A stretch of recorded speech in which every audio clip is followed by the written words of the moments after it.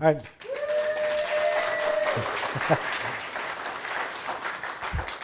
Thanks, everybody. Yeah, my name is Nathan Mische.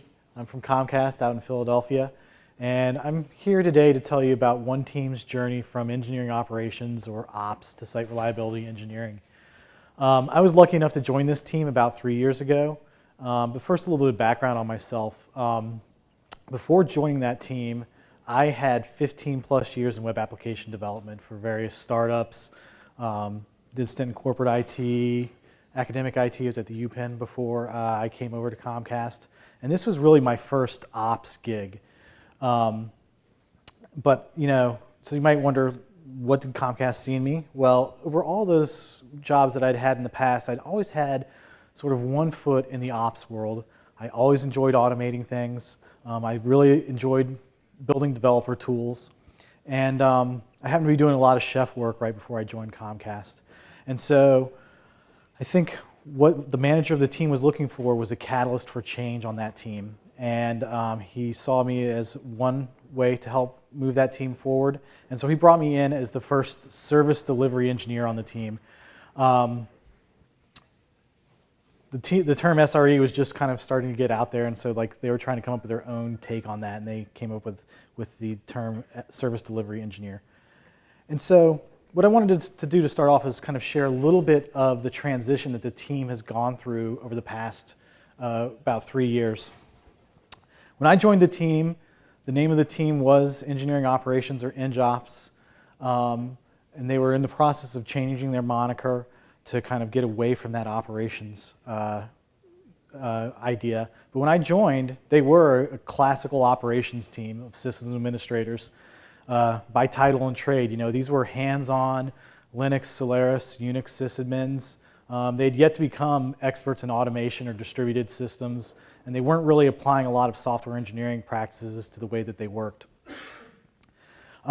They were also the primary on-call for customer-facing products and services that were developed by other software engineering teams within Comcast, and in some cases even vendors. Our manager was trying to change that, and he had us engineers from our team embedded on the various product verticals that we supported. But still, at the end of the day, 3 a.m., the pager goes off, we're the ones who got called, not the folks who were writing the software, which was less than ideal. We were also highly involved in deployments. I mean, I'm sure you know all this, you all have been here at one point or another, but even automated deployments we were highly involved in that we had to go attend CCB meetings, get approval for a change window. When the time came to actually do that deployment, even if it was a software engineering team pushing a button in our CI/CD system, we still had to be on a conference bridge waiting just in case something happened. And so that took up a lot of our time. And finally, the thing that I noticed as I joined the team was there really was a limited understanding of the tools that we used for things like configuration management and automation. And we supported probably close to about 20 applications, and we were a team of 8. So we really didn't have deep knowledge of the systems we supported. We just didn't have the bandwidth to have that knowledge. And so that's how the team looked when I joined. As I mentioned, the manager of the team was really working hard to start a transition in the team. And then about 6 months after I started, he left to go be an SRE at Google. It was a great opportunity for him, and he'd set us on a path towards this idea of SRE. But at that point, I had the opportunity to take up the mantle, lead the team. And over the next 2 years, we transitioned to today, what is a team of, as much as I hate the word, you know, DevOps focused SREs, really focused on automation and testing. We're now secondary on call for most of the customer-facing products and services that we manage, and of those, we write most of those now. Like they're things that we develop for our customers, rather than other software engineering teams. We're rarely involved in other teams' deployments. We're involved in ours, and they're pretty automated at this point, but I can't remember the last time one of the product engineering teams had me on a bridge when they were doing an deployment, or one of my team members. And finally, during this entire transition over the last 3 years, we took that as an opportunity to retool and rethink about the tools we were using and actually evaluate and give real consideration to what we were doing. And as a result, we have a really deep understanding of the tools that we're using and the systems we support. And so, that's a great story. Rainbows, unicorns, great fairy tale. So, how did we get there, right? I'm sure that's why you're all here. Well, the TLDR it took a lot of hard work. And I don't have a secret magic formula that I can give to you to say this is how you can take a team of operation engineers and turn them into SREs. But what I can try to do today is walk through some of the things that we tried on our team and that worked for us, like leveraging organizational change to foster support for this transformation on our team, developing a clear vision for the team, cultivating the talent that we had on the team, because we had a lot of raw talent, we just needed to bring it out, recruiting new talent into the team, and then finally retaining that talent once we had a team that we were really proud of. So to start off, I'll talk about organizational change. And there was a lot happening when I joined Comcast. A few years prior to my being at Comcast, they'd launched X1. And it's really hard to understate the impact that that had on the organization. Folks here who don't know what X1 is, it's our cable product, and it is phenomenal. It is really a game changer for Comcast, the cable industry, and it really had Comcast take a step back and realize, you know what, we need to be doing more work like this where we're developing and our own products, our own technologies, and it really led our CTO to say, you know what, we really need to change how we work. We are not going to be a cable company anymore, not just be another MSO. We're really going to differentiate ourselves and be a technology and product company, and that was huge. And with that sort of statement or gauntlet thrown down by our upper management, we got a lot of middle management support out of that. One example of this is my executive director at the time. He took that as an opportunity to, what he would say, wreck how Comcast works. He would go on to explain that what he meant by that was he really wanted to build an organization under him of engineers. Prior to that, we really kind of had a few silos. We had software engineering team, we had our QA team, and we had our ops team that I was on. But shortly after I joined, he took this on and he worked with our QA team, and working with their leadership, what he did is he worked to reclassify all of our QA testers and QA analysts as SDETs. I don't know if folks are familiar with that. It's a software development engineer and test. Comes out of, I think, Microsoft. But the idea there was he was kind of drawing a line in the sand and saying, hey, we're going to really start operating as engineers in everything that we do. And he happened to start in the QA org. And when you think about that, a lot of times you're thinking about automation and encoding and programming, but it's not necessarily always the case, and I think the QA example is a good example of that. So what happened with the QA team immediately after this sort of announcement was made that they're all going to be SDETs, they took the time to do a real study to see, okay, you want us to do more automation, let's figure out where it makes sense and where it doesn't make sense. And again, that's just kind of applying those engineering principles to how they worked. So it wasn't all about automation, but it was all about, taking a considered approach to the way that you work, really an engineering-focused approach.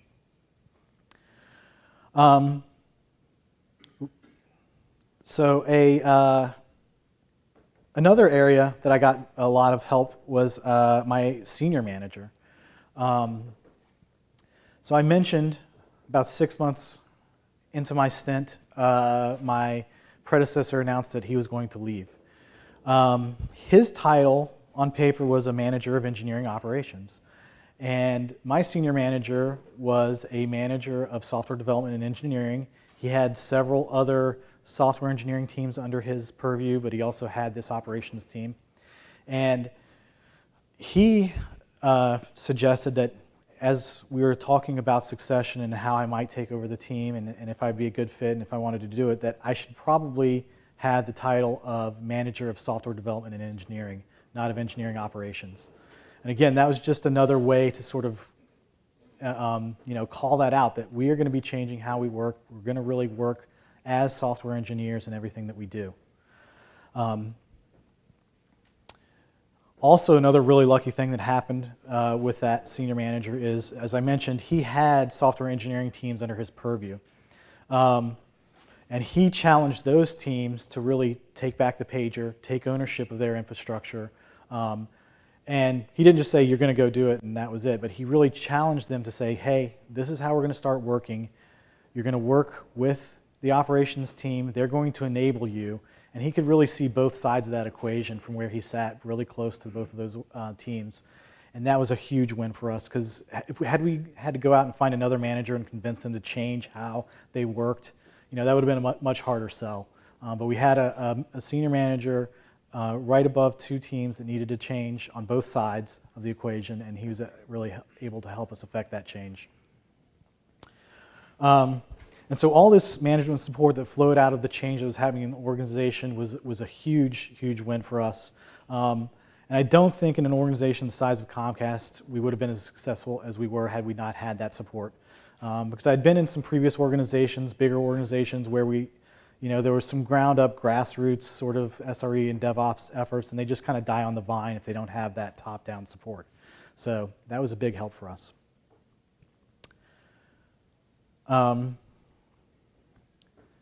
So the next thing that I'm going to focus on, no pun intended, is vision. The predecessor and the former manager of the team, he had a pretty strong vision for the team, focused on standardizing environments, metrics and monitoring, automation, a lot of the standard DevOps-y things. But it was never really written down anywhere. It was kind of all over the place in bits and pieces and a lot of tribal knowledge. So one of the things that I did as I came in as a new leader on the team was I took it to the team. I said, we need to have a clear vision of what we want to do and how we want to work. And I asked the team to come up with that. And this is what they came up with. There was a lot going on, as I mentioned, and this was inspired by a lot of the work that we had to do moving to the cloud. We were also not only in the process of changing how we worked, but where we worked. We were moving out of VMware data centers into a cloud environment. And so the team got together and came up with this list of sort of guiding principles. And each one of these really kind of highlights some of those key challenges we had on that first slide when I was talking about the transition. So infrastructure should be cheap. That really kind of drove at that expertise idea. In the past, we'd relied on network engineering teams who had big F5 load balancers and GSLB devices at their disposal. We'd storage teams who had SAN networks, the infrastructure team who ran all the VMware stuff and provisioned the VMs for us. We were going to take back ownership of all that stuff, and so that meant we were going to have to up our game a little bit. Infrastructure should be immutable. Again, that's kind of bringing some of those software engineering principles of immutability into the way that we worked. Infrastructure should be easily reproducible. Again, getting to that infrastructure as code idea. And infrastructure should be created via automated processes. Again, getting to automation, another core tenet of how we wanted to work. Automated processes should be verified by automated tests. Again, bringing in those software principles of test-driven development and test-driven infrastructure. And finally, product teams should maintain their infrastructure. Delegating some of that primary responsibility of operations to the software engineering teams, because we knew we just didn't have the size of our team, the resources to be the experts that we needed to be on all of those systems. So we were going to have to give back the pager to some of those teams for them to support them. And all of this, the management support, the team vision, that was really the easy part, right? Then we came to the hard part, people. And people are definitely the hardest part of this type of change. Like this picture here, they're fuzzy, they slant one way, everybody works differently and you have to figure them out. And this was a real challenge because we had real humans on the team. We had a team of I think 7 engineers at that time, and we had to figure out how we could bring them up to be this new SRE thing that we were telling them we wanted to be. And so the way we went about that, a couple different things we did. One, we challenged them to grow in a nutshell. You hear about this a lot in sort of military training exercises, how they set up these training exercises where they're they allow their recruits and their NCOs and their officers to fail and learn from it. And that's what we wanted to do with this team, is really set them up, give them space to grow, let them fail along the way and learn from it. And of course, we supported them with training, mentoring, and I did my best to lead by example. A little story about that. So as I mentioned, when I came in, I felt like we didn't have a very good understanding of our configuration management system. So I thought, you know what, I'll fix this with code. I'm going to write a testing framework for our configuration management system, and I did. And that was great. We had a testing framework, but no one used it, right? Nobody understood how it worked. Nobody really saw the value in testing. And I realized, that was a really early learning experience for me, that I hadn't involved the team in building that tool, so they didn't understand where I was coming from. And I also hadn't given them room to fail with the tool, right? So I don't know if any folks in here are software engineers, but as you get started with test-driven development, I mean, for me, and I've heard this story from a few other folks, it doesn't really click until you have that aha moment where you're writing these tests and you're like, why am I doing this? Why am I doing this? And then that one day you write a test and you run in your test suite before you're about to push something to production and you catch a major bug that was going to cause a catastrophe in production. And then you're like, yes, that's why I'm doing this. So I hadn't given my team the chance to do that. So I just took a step back and let them work with the tool. Let them struggle a little bit. That's really what they needed to be able to learn. And they failed a little bit along the way, and they learned a lot along the way. At the end of the day, we all learned a whole lot about how our configuration management system worked. So that was one way I tried to help the team grow with one specific example. There were a lot of others where just giving them that space to learn. But another thing that I tried to do, and my management team with me, is leverage some of the internal development and networking opportunities that we had at Comcast. So very early on, while my predecessor was still there and we were in transition, they were going to launch this internal DevOps Days. Does anybody know about DevOps Days? Been to a DevOps Days event? It's kind of a self-organized conference. We were going to run one internal for Comcast, a day-long event in our Philly headquarters, bringing in people from all over the country to just kind of talk shop around DevOps. So my predecessor and I made sure that we were on the steering committee for that, and made sure that our team had a speaking slot at that initial event. And that really kind of forced them to go out there and start talking about what they were doing a little bit in a broader community. And I think that was just one way we kind of gave them a little nudge to say, hey, it's okay, go out there and try something new. Another thing that we leveraged were rotational programs. So Comcast has a lot of rotational programs that we can take advantage of, and one of them is a program that we call Summer of Code, where as a manager, I can request that an engineer join my team for a summer for about 3 months and work on a project. And so my first summer as manager, I was like, I am going to take advantage of this. I'm going to use it for all it's worth. And so I put together a project. I was lucky enough my project got selected, but I was having a hard time recruiting or getting somebody to fill the position. So I reached out to a very sharp front-end engineer that I knew that I'd worked with in some of my other rotations. And you might think that's a little crazy. This guy's, he's a JavaScript expert, talks to JSConf, like very well regarded front-end web application developer. Why would I want him on the team? Well, it was really to bring some diversity to the team, and he did accept, and that was really, I think, a transformational experience for the team, because he was one of these folks, like Julia said earlier, who knew how to ask questions. He did a great job at it. And he was also, a well-regarded expert, but he wasn't afraid to stand up in our scrums and say, I don't get it, guys. Why are we doing it this way? Or can we do it this way? Or do we understand what's going on here? Can you explain it to me? And so that, I thought, was a very transformational experience for the team, because they saw, one, it was okay not to know everything and ask questions. Two, they kind of saw how to ask really good questions when they didn't know something. And three, it forced them to teach, right? And that's a big learning experience when you have to think about how to explain something to someone else. So that was a really good experience for the team. And finally, we have this idea of lab weeks, which are sort of our take on 10% time, where for 3 different weeks throughout the year, software engineers can put together teams to work on something that they may not work on day to day, but something that may help the company. And some of these things go on to be products. Some of them, just die on the vine. But it's an opportunity for folks to experiment. And I noticed that my team was not participating in lab weeks, and so I started to heavily encourage them. I think part of it was that they felt like they couldn't step away from their operations role for a week. So, it was just making sure that they were clear that, hey, we can't all go do lab week, but one or two of us can. We can figure out how to cover it, and you're fine. Go try that stuff. And so a few folks started taking advantage of lab weeks, and that gave them exposure to software engineers. Basically these things where you form a little team of 4 or 5 individuals and try to launch something in a week. So it's definitely a different experience for the team, and they're able to learn from that.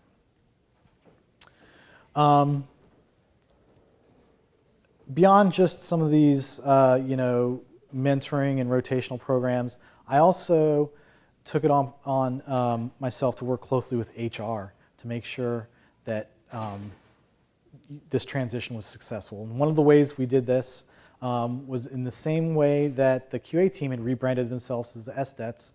We worked to rebrand our team as SREs. So we worked with HR, got the new job title, worked with the team to come up with the new job description. I think that was a key point, is we didn't go write this thing in the dark. We worked with the team and asked them, what do we need to have in this job description that's going to really describe what we want to do and how we want to work. And we were open and honest with them. We told them, we don't expect that you're going to probably be able to do this job today. We're going to have to give you time to grow and learn.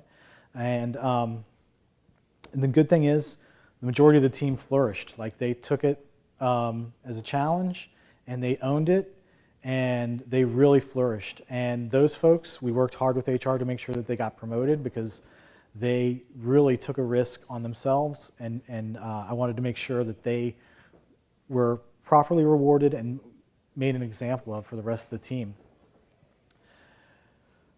The real hard part, though, was we had a few folks who struggled a little bit with this transition, right? And so, we're dealing with humans, and the thing that I think helped me there was just being open and honest with everybody. Didn't try to, sugarcoat anything, but also was being sensitive to the position that these folks were being put in. And really just took a step back and asked them to consider, do they really want to be doing what we're going to be doing on this team? And a few of the folks decided, no, this isn't really the direction they wanted to go with their career. And we gave them time and helped them find other positions. It took time, but these 2 individuals moved on. I'm still in touch with them, so I think it worked out well for them. I don't think we burned any bridges, and it was just a really delicate situation, and you don't want to be forcing these people out, but you want to be honest with them and set the expectation of, this is where we want to be, this is where you are, do you want to move to that new role? But again, I think it worked out well for everyone. It was definitely tough, definitely gave me some gray hairs, and so it's definitely something you got to think about as you're looking to change a team. The next thing that we needed to do was look at how we were going to recruit new talent to the team. With this, I really wanted to keep an eye towards diversity, and not just sex or gender or race, but also the skill set on the team. Because again, we had pretty much a team of sysadmins, and we really needed to shake that up a little bit.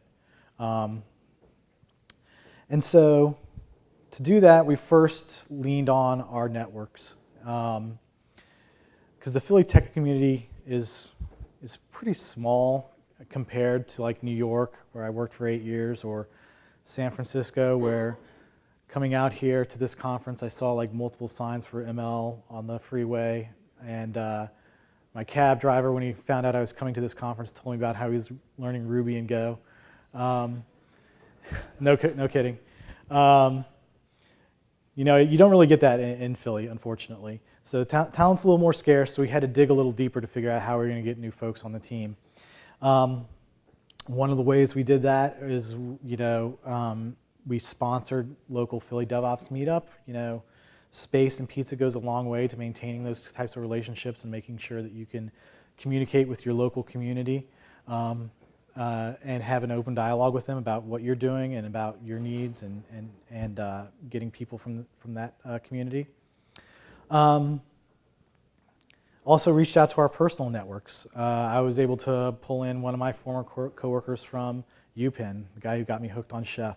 So again, he had a web application development background, with one foot in the ops world, so he was able to come in and kind of bring that skill to the team, which was nice. And then we do things like, full disclosure, we're a sponsor for SREcon, right? And I'm here trying to tell a little bit of the story of Comcast. So we do a lot of that locally and nationally to make sure people are aware that Comcast is doing really cool work and we're really interested in you.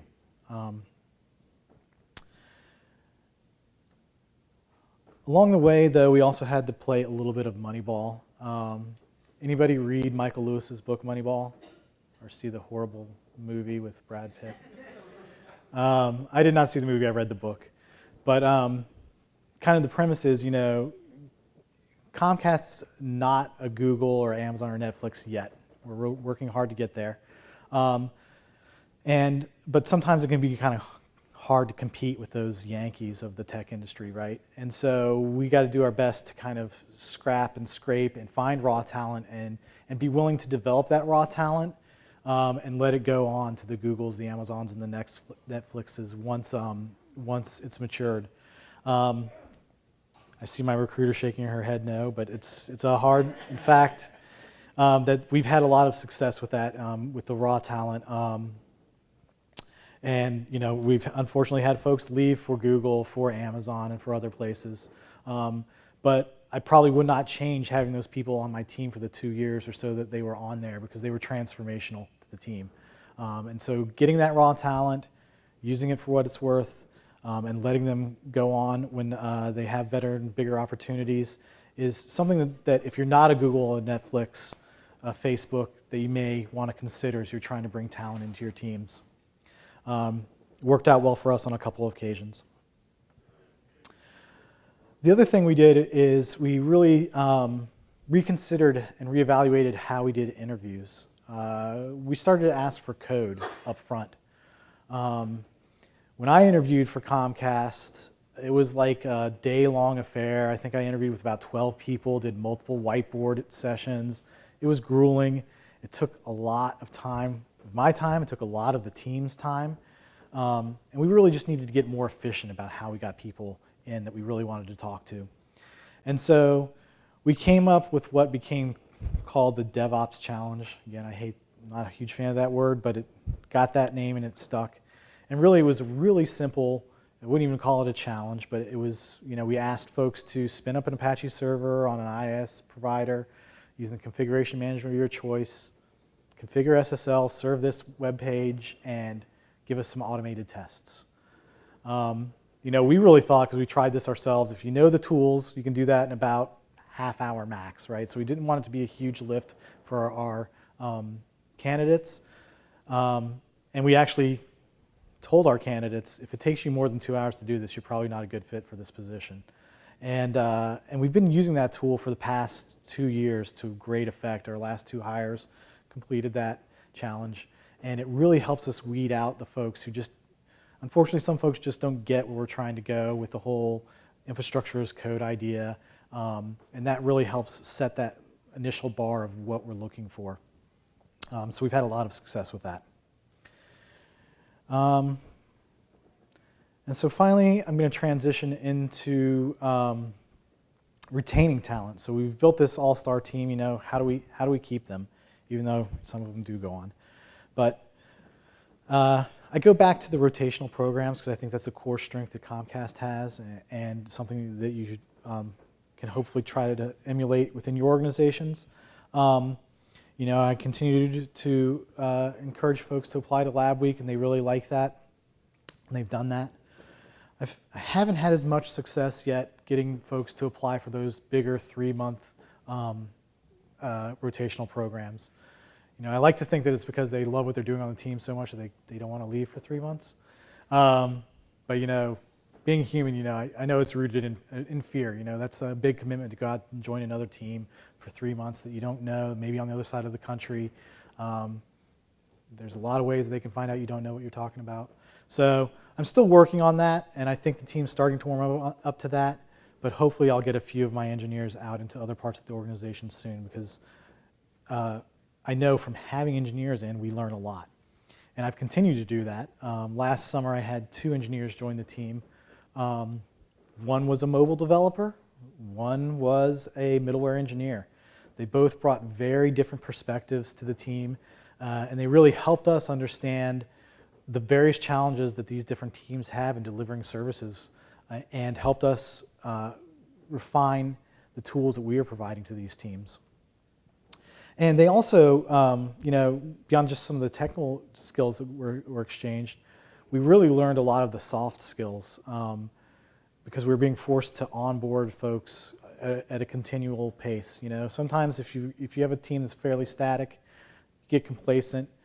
Lou knows this, Roel knows that. Like, we don't need to document everything.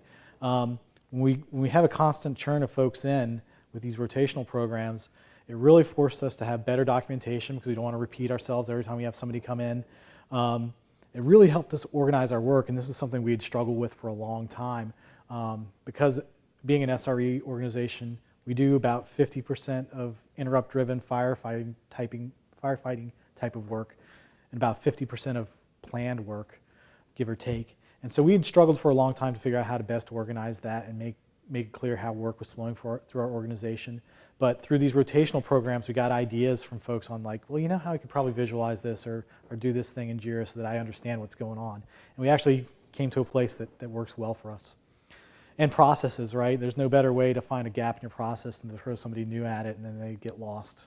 So that's helped us really shore up our processes as well. And I think, the biggest thing that's helped this team stay strong is this new way of working has given them a lot of space to grow and innovate. Again, one of our core tenets was to enable teams to take ownership of their operations. And so in that endeavor, we've launched a lot of shared services like service discovery, monitoring, remote logging, and things of this nature.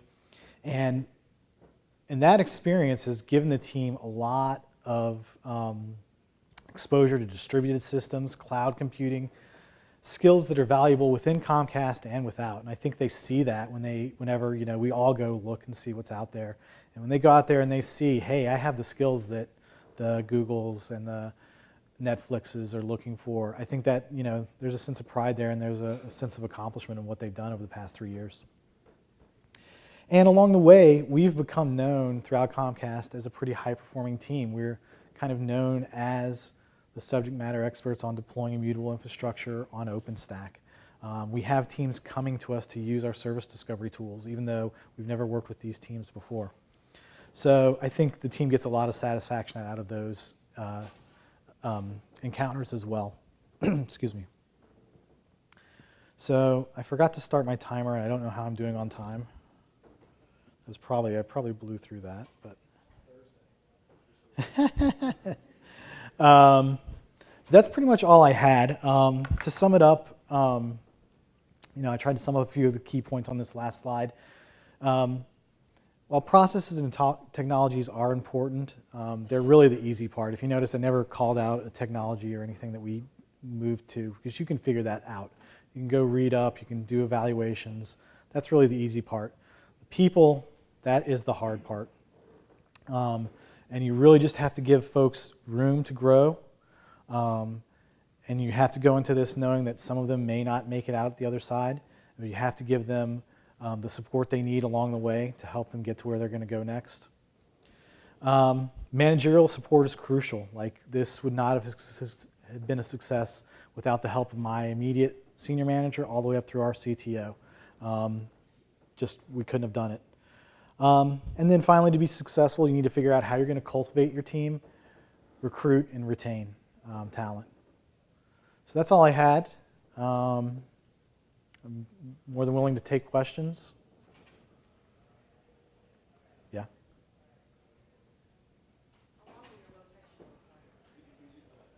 The question was how long is our rotational assignments? The primary one that I've leveraged thus far is a 3-month rotation. So they call it summer of code, and it's usually over the summer. And so teams get to go for 3 months and be embedded on and work with another team. A lot of times folks go across the country. So maybe you're out of Denver, you might come work in Philly for 3 months to get exposure to what's going on in Philly or vice versa. Or out to Silicon Valley, we have offices here. So yeah, but the one that I've used the most is a 3-month rotational program. Also in the rotation aspect, in my company, the developers are hardcore Java developers, and the people that is doing the SRE job, they are doing much more Python. They come from much more a sysadmin background. Mm-hmm. They do have development skills, but there are no really hardcore developers with a lot of history. I wonder if you had the same scenario, how do you manage that on the rotations? Like, so the disparity in skills, in other words? Really, what we did is we tried to be sponges for the engineers who came to our team. And a lot of times we found common languages to work in. So we do a lot of work in Go, and so our team does. And so a lot of the folks coming to our team were looking for exposure to Go, so that had to work out for us. And also, I think, you know, these rotational programs I try to call out, it's a lot less about the technical skills and a lot more about some of the soft skills that you learn in these rotations. And so we've been lucky that we've been able to find a common path where we all are trying to learn Go together. It's worked out well. To be honest, I just haven't had a case where we've had to mesh like a Java developer with a Python developer and figure out how they work well together.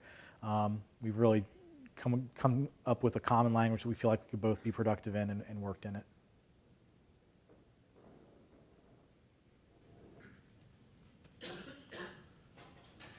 When setting up an SRE team for the first time, some managers get it, some don't. Some look at it as an umbrella for their operation, to shield the development team from the operational work that was being done by the operations team before. One of the things we've been trying to push is a very focused, targeted function, and that's what we're gonna focus on. But everyone keeps trying to slide other things under the umbrella. Yep. Do you have any advice on how to kind of get that boundary and enforce it while still getting their buy-in to give us their developers? Yeah. So again, I'll be honest here. I was really lucky in that I had a senior manager who had sort of both halves of the house there, and that really helped us. But I think since we've had some initial successes, other teams have been willing to take on more operational responsibilities. And I think the key thing is making sure that they see the benefit in it. And for most of the development teams, the benefit has been velocity. They're able to reduce code at and ship products much faster under the new model than they were under the old. And so that's how we keep them from slipping stuff back into our operational wheelhouse. We're like, we can do that, but then you have to come to us. You have to open a ticket. We'll get to it when we can get to it. And so when you make those arguments with teams, they're like, okay, we can live with this and figure it out. That's worked pretty well for us. With the rotational programs, one of the things that our management is cognizant of is asking the question of, how do we know this is working? What's the value we're getting from it? Have you run into that? And if so, how do you demonstrate that it's worked out well? So for the particular rotations that we've been doing, I have to submit a project and have clear deliverables that we're expected to deliver at the end of those 3 months. And so that's really, I think, how our management is gauging is like Nathan committed that they're going to get X, Y, and Z done. Did they get it done in that 3-month rotation? So for us, to be able to submit a rotation, you have to have that plan and you have to have those deliverables documented. And so that's how we are managing that at Comcast. Yes? What percentage of the original team was able to develop the software engineering skills that you require in the SRE role? Yeah, so the question was, what percentage of the original team was able to develop the skills we needed for them to remain on the SRE team? We started with 8 individuals. 2 of the folks went elsewhere. And those 6 remain on the team, and we've backfilled a few more. So, yeah. In order to increase availability of talent, have you considered hiring remote SREs? So the Just looking in Philadelphia. So the question was, have we considered hiring remote SREs to expand our talent pool? We definitely have, but we have a requirement to be on site. So we've flown folks in from elsewhere, but Comcast has other offices, so there's potential, I think, for some teams, not my team yet, to have folks in various offices. Our team, though, all the product teams we supported are in our Philadelphia headquarters. We value being able to pair with those teams, and not that you can't pair remotely, but I don't think Comcast is just quite there yet in terms of having full-time remote workforce. Just to follow up with that, how do you deal with the follow the sun kind of operation? Yeah, it's definitely a challenge for us. So we have folks who are on call, and we don't have teams in, like, say, India or elsewhere yet, our team. So luckily, on call for us, when I first joined the team, it was a little rough. You could be called several times a week if you're on call. Now I think we get paged probably twice a week about. We've really just shored up our operations. But it was a challenge in that we had folks in Philly who were on call basically 24/7. And so that was definitely a challenge. Any other questions? Yes. Following up on my last question, how do you envision scaling this up now across Comcast? Comcast is a little bigger than Yes, how do I envision scaling this up? TBD. I'm just getting my head around what I just done. I did just transition to another team, so full disclosure, I'm no longer on this team as of about 3 weeks ago, and I'm being tasked to do a very similar thing of building up another SRE team. So hopefully I can replicate the success, fingers crossed. But that's not really scaling it to the entire organization just yet. So I also just like the term DevOps, and I'm interested on your thoughts. I think it's kind of a fraught buzzword, and there are misdirections. But could you speak to that? Oh, well, now it's DevSecOps, so we're all good. It's definitely a challenge because, I mentioned we had support from our CTO, and he would say DevOps, DevOps, DevOps. But what he was saying was probably not what I was hearing. And so I think the thing that worked for us, though, is even though he may not have had a clear, and hopefully he doesn't see this and read me out, but maybe he didn't have the exact vision of how that was going to play out, but he trusted the teams enough to implement what worked for them. And again, part of that was setting up the vision for our team, how we wanted to work. No SRE team is going to be the same. No DevOps team is going to be the same. So I think part of it was our team owning that for us, figuring out how we wanted to work, and then having the trust from the upper management to go and make that work for Comcast in their behalf. It's definitely a challenge. You talk to 2, 3, 4 people, there's 4 different ideas of what DevOps is. So for us, it was about putting that vision together of what we saw it as, what we saw our SRE team doing, and then executing on that.